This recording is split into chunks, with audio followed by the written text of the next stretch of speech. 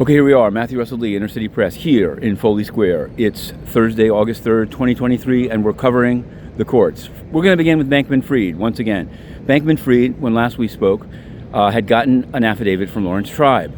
That's fine. Today, the New York Times has written in opposing the gag order, and that's also fine. Very good. I believe, I mean, just personally, I believe the defendant should be able to speak. I believe they should have done a similar letter maybe for Josh Schulte. He's under special administrative measures in the MDC. Absolutely illegal to speak to any media at all.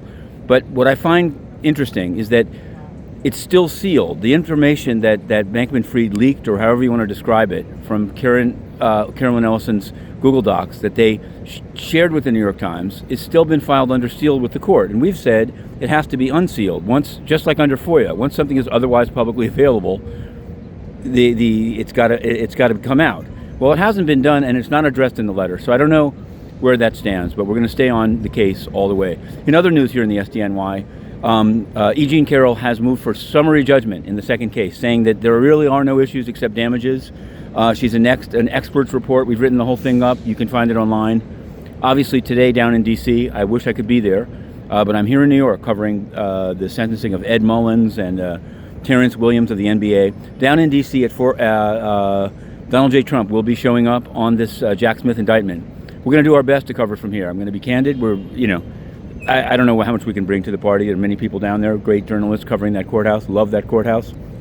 But that also is happening. Now, what we're going to turn to now is a conflict between D.C. and New York. Today, I believe at noon, maybe even this morning, but certainly at noon, Secretary of State Antony Blinken, no H, Antony Blinken will be inside the United Nations holding forth on food security. And it's a fine topic.